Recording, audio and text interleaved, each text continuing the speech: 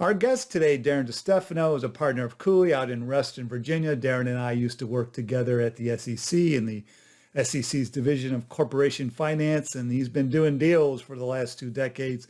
And recently he did a very interesting deal for Vital Farms, an IPO of a certified B Corp. I'm Brock Romanek, today on Zippy Point.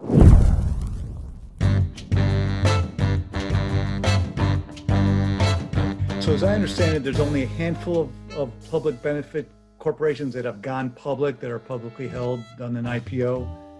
Was it 3, maybe 4? Yeah. I haven't, and it's all in the last 5 years. So it's been very gradual. I think the first one was 3 or 4 years ago, and then there's been the slow drip, including Vital Farms, which is the IPO that you just helped usher in. Yeah. Can you talk to us a little bit about the basics of publicly held PBC and certified B Corp? Sure. I think, Brock, first of all, it's like with most things. I think new things are folks are a little bit slow to embrace. One of the things that we've seen, certainly we saw it through the Vital Farms IPO, and are seeing just more generally now across our client base, is a real embracing of the notion that he used to say, it is possible, to do well by doing good. And that, that there is now such a growing sort of what the V Labs would call the B economy, right? There are consumers who really care about these other interests besides pure profit maximization on the part of the companies with which they do business. And so slowly you're starting to see this now become, something that venture capitalists are comfortable with, that management teams are comfortable with, boards of directors, et cetera. And so I think this is just, my prediction is that this is going to snowball, but it's just a little slow go at the outset. You're right. There's 3 publicly held public benefit corporations, all of which are certified B corporations as well. The first was Laureate Education, then the second and third, which basically came in relatively contemporaneously, Vital Farms and Lemonade. But I can tell you, somewhat confidentially at the moment, there's any number that are sort of shortly behind those that are coming. Difference between the process of taking a traditional corporation public versus a public benefit corporation, for the most part, the process is quite similar, really not a lot different.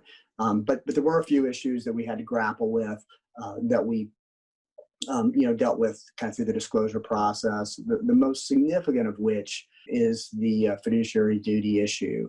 And the fiduciary issue has a couple of components to it.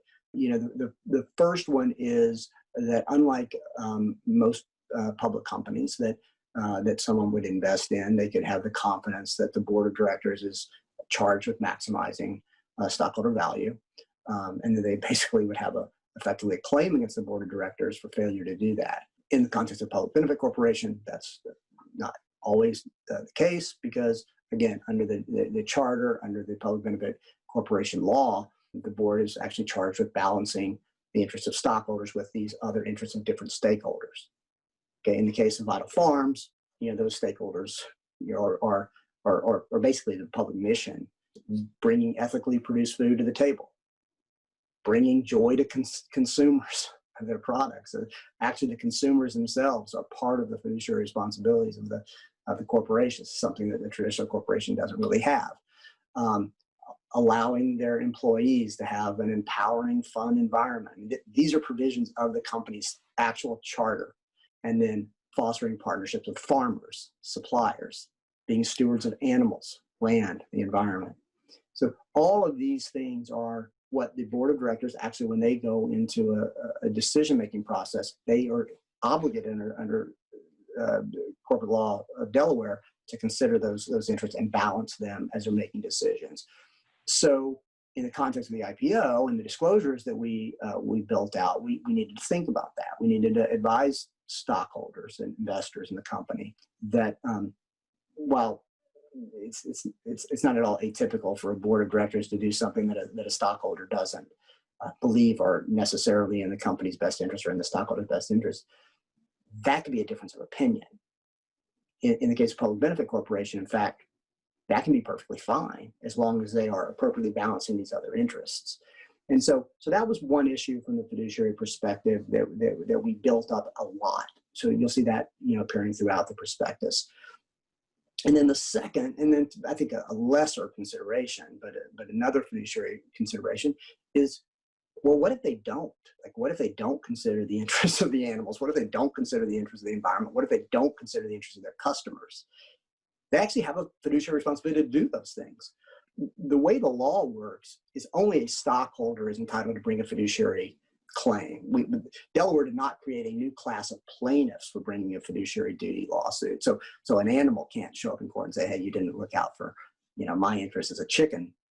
But certainly a stockholder could, so if you had a very strong ESG oriented investor that felt like, hey, you didn't do enough for the environment, there is potentially lurking there, not only a claim around maybe a tort or something like that, where you might traditionally have a claim, but in fact, actually now a fiduciary lawsuit for the failure to appropriately consider these things that under your charter, you're obligated, under Delaware law to consider when you're making decisions. So those are really two different fiduciary concerns. None of it's really worked its way through the courts yet, of course. So it's almost anybody's guess how that all would ultimately play out in the case of an actual claim. But so we've got risk factor disclosure pretty prominent in the prospectus to deal with that.